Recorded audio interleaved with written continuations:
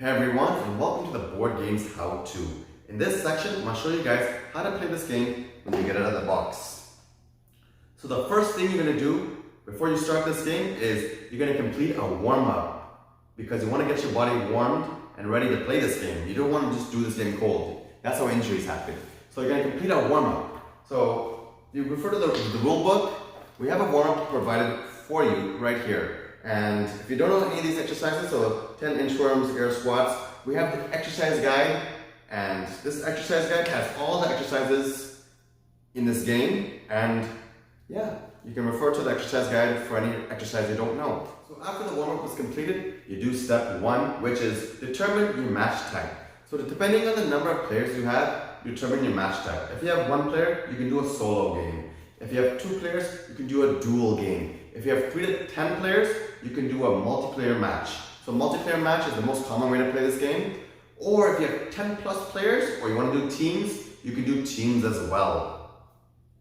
The only difference with teams is wherever exercise you land on, say you land on 10 burpees, each player on your team is responsible for the 10 burpees. However, the reps can be transferred within the team.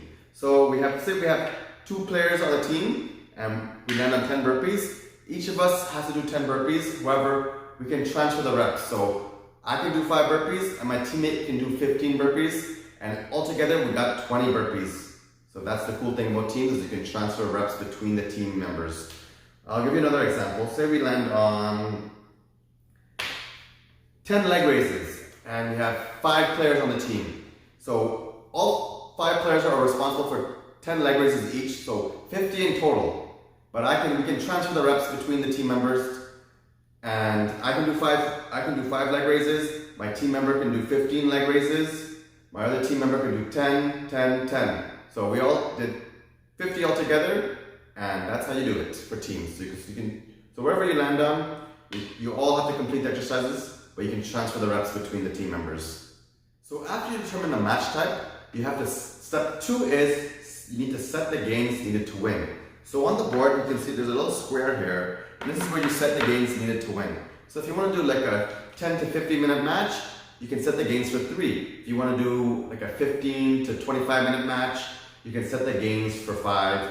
Or if you want to do a 30 to 40 minute match, you can set it for 7. Or depending on how long you want to play the game, you can set the gains for whatever number you want to. So let's say I want to do like a 10 minute match. I want to set the gains for 3. So you just put the number 3 here, and the first person or team to hit 3 gains wins the game. And to collect gains is you have to complete 1 revolution around the board. And every time you pass gains start here, that's how you get a game. So after you set your gains, the next step is to enter all the players or teams, the name here, and the color of their game piece. So say we're doing a multiplayer mode, and say I'm Eric, my color is red.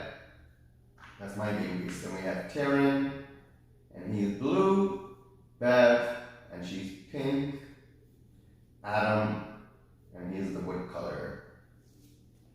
So we have all the players and their game piece color here. What I would do next is I go through all the exercises. So to make sure every person knows what each exercise is. And if someone doesn't know exercise, we refer to the exercise guide, and to showcase what the exercise is, and the instructions as well. So yeah, once all the players knows all the exercises, then we can start the game. So you start the game by rolling the dice and moving each game piece. So Eric starts off, he rolls a 4. So 1, 2, 3, 4. Next step in person is Taryn.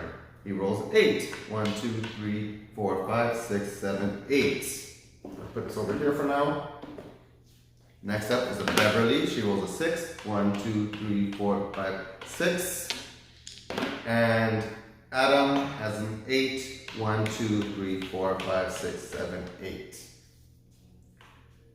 So you have to make sure everyone rolls the dice and they all move their game piece. Once everybody moves their game piece and they know what exercise they're going to do, that's when you start the game. So once everyone's rolled and they move their game piece, you can do a 3, 2, 1, start the game, and they all go and complete their exercises. So Beverly, she's on the plank. Once this plank is done, she has to hold the plank for the minute, use the sand timer. Eric's 30 calf raises, he has to complete the 30 calf raises. Once he's done the 30 calf raises, he can come back to the board and roll again. You don't need to wait for any player to finish the exercise. Once you complete your exercise, you come back to the board, roll again, and then move your game piece.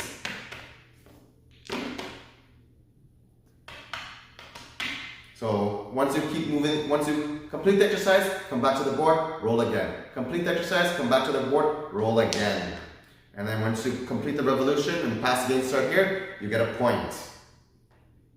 So the next step, I was going to show you guys some of these specialty ones. These specialty squares. Say you land on circuit challenge. So circuit challenge over here is 3 exercises. So you have to complete the 3 exercises before you come back to the board and roll again. So these ones are kind of rough. If you land on 1 minute plank, you have to take a sand timer and hold the plank until the sand timer is done. So you take the sand timer with you, hold the plank, and when the sand timer is done, then you can come back to the board and roll again. If you land on here, this is a go-to plank. If you land on go-to plank, you have to take your game piece and then bring it back to the 1 minute plank section. So you make sure, if you land on go-to plank, you have to take your game piece, move it all the way here, and then take a sand timer and hold the plank. There's also another one over here, 100 high knees. Sounds like a lot, but it's not as bad as you think. So once you complete the 100 high knees, then you come back to the board, roll again. And then lastly, we have these lucky squares. Lucky with a question mark, because you can either be lucky or you can be not lucky. So these lucky squares, you have to pick up a lucky play card. These play cards can be good or bad. So let's say we pick up one. Play this card to skip a 1 minute plank challenge. So anytime you land on, say Beverly, she landed on a 1 minute plank challenge, she can play this card to skip it. Or you can save it for later. You don't have to play it right away, you can save it for later, or you can use it whenever you want to. There's another card, say another person lands on lucky, you pick up a challenge, 50 air squats. They have to complete 50 air squats before coming back to the board to roll again. So yeah, these game cards can be good or bad, and you can use the cards right away or you can save them for later depending on what card it is. If it's a play this card, you can save that for later. If it's a circuit challenge or a challenge card, you have to complete those right away before rolling again. So as the game progresses and players land on exercises and complete them, rest when needed. If you don't feel like you need to rest, you can just keep going at it and play the game, roll, complete your exercise, roll again, complete your exercise. But if you feel like you need a rest, make sure you rest. Also, if you land on, say you land on lucky and you pick up a card and it says play this card, you can save it and all you gotta do is roll again. Say someone lands on gain start here, just roll again, and when you pass gain start here, you collect your point. And the first person to hit 3 gains, so first person to hit 3 revolutions and goes around gains, they win the game. So I'm going to do this. So Beverly, she goes around the board, completes her exercises, passes gain start here for the 3rd time. She gets her 3rd point, and Beverly wins the game. So after the game is finished, say we did 3 games and we did 3 matches. So whenever you're done playing the game and you're going to put away the box, make sure you stretch after. We have a stretch routine on the guide. So if you look at the last page, there's a stretch routine right here.